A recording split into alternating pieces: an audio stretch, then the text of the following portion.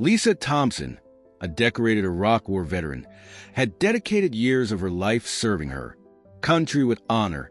In her youth, her patriotism and courage had made her a hero on the battlefield. But when she returned home, she wasn't met with the warmth and gratitude she had hoped for.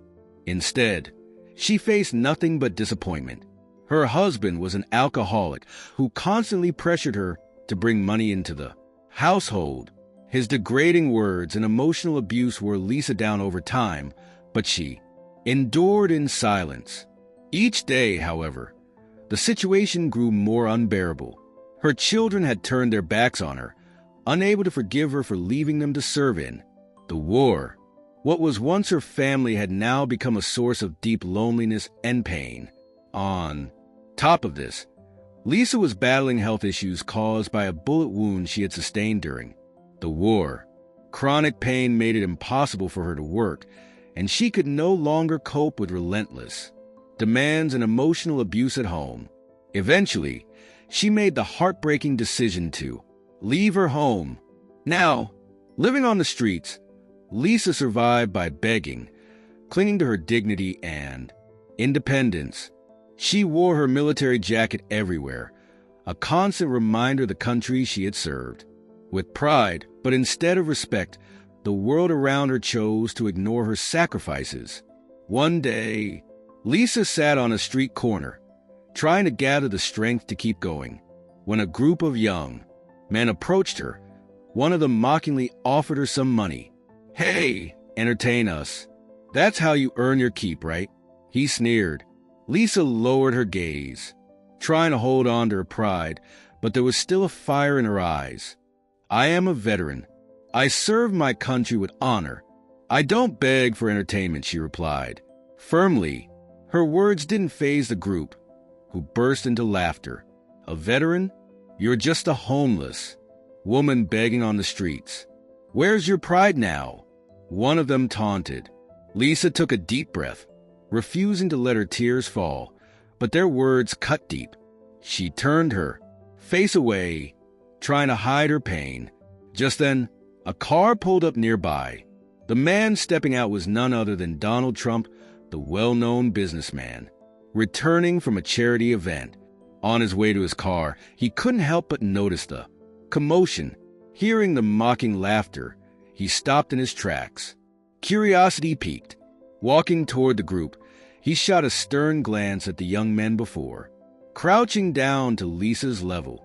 "Ma'am," Trump said in a gentle yet concerned tone, "are you all right? Why are these people treating you like this?" Trump's warm and compassionate demeanor touched a part of Lisa's broken heart that she thought had long been buried. She stood silently for a moment, taking a deep breath before lowering her head. "Mr. Trump," she began, her voice frail yet determined. "I'm Lisa Thompson.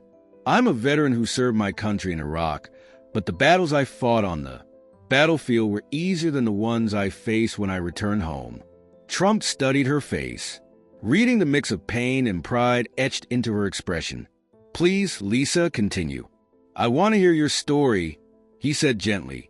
Lisa glanced at the ground as she spoke. "In Iraq, I was proud to serve my country, but when I came home, I realized the war hadn't ended. It had just changed. My husband, he told me the war didn't hurt the country. It hurt our family, my children.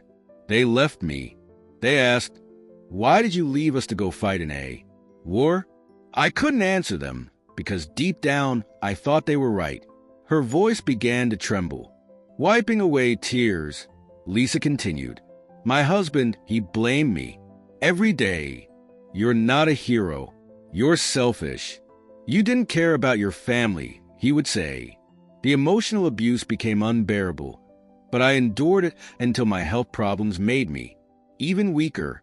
Trump tilted his head slightly, his face filled with deep empathy. "Health problems?" he asked softly. Lisa nodded and swallowed hard before answering. "I have chronic pain from a bullet wound I took in Iraq.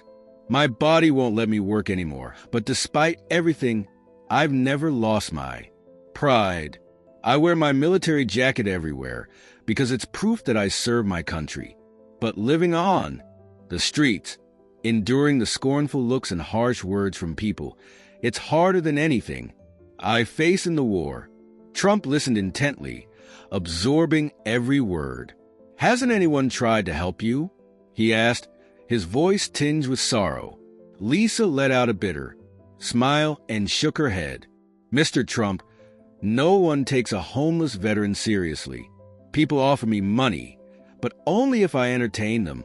Just now, a group of young men laughed at me and said, 'Make us laugh and earn your money.' But I'm a soldier. I won't beg for entertainment. They don't understand that." Trump's eyebrows furrowed and his eyes filled with determination. "That is unacceptable," he said firmly. "You are one of this country's heroes. No one has a right to treat you like this. Leaving you in this state is a disgrace to all of us." Lisa raised her head and looked directly at Trump. "Mr. Trump," she said, her voice breaking, "to be honest, I never liked you. I didn't vote for you. But today, meeting you like this, it's shown me how wrong I was. You're not who I thought you were. You're a genuine person."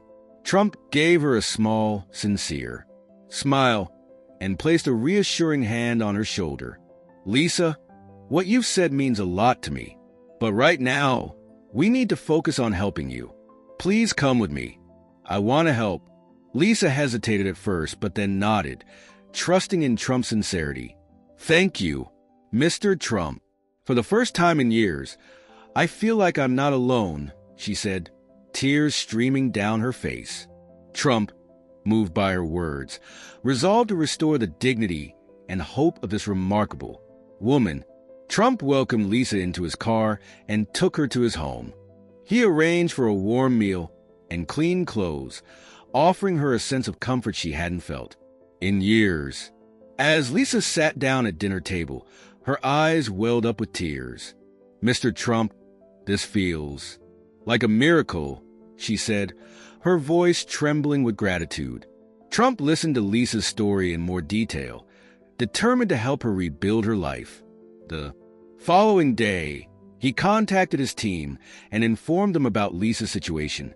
They quickly initiated a campaign to secure housing for her and began coordinating with charity organizations to assist her. Trump also tasked the staff with finding her a job suitable for her abilities.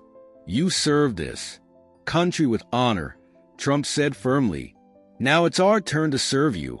Lisa looked at Trump with tearful eyes. "Thank you for not leaving me behind," she said. "You are so much more than I thought you were. Today, you've given me not just a home, but a reason to hope again." With Trump and his team's unwavering efforts, Lisa's life underwent a remarkable transformation. She was provided with a new home and offered a dignified position at a community support center. She also received medical care and emotional support to manage her chronic health issues, helping her reclaim her confidence and sense of belonging in society. At a charity event held in her honor, Lisa took the stage to share her story. Tears glistened in her eyes as she addressed the crowd.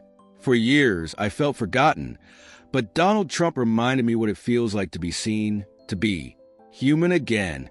If I'm here today, it's because of him. I am deeply grateful." Trump joined her on stage, addressing the audience with heartfelt conviction. Lisa's story reminds us of the power of humanity, justice, and solidarity. People like Lisa are the true heroes of this nation, and we must never forget their sacrifices or their dignity. Lisa's journey became a symbol of hope and resilience, inspiring many across the nation. It wasn't just a story of a veteran finding her way back. It was a testament to the profound impact of compassion and unity. With her honor restored, Lisa faced a future with newfound courage and hope. If this story touched your heart, help us share Lisa's voice with the world. Like this video, leave a comment, and subscribe to our channel. Together, we can build a better, more compassionate world.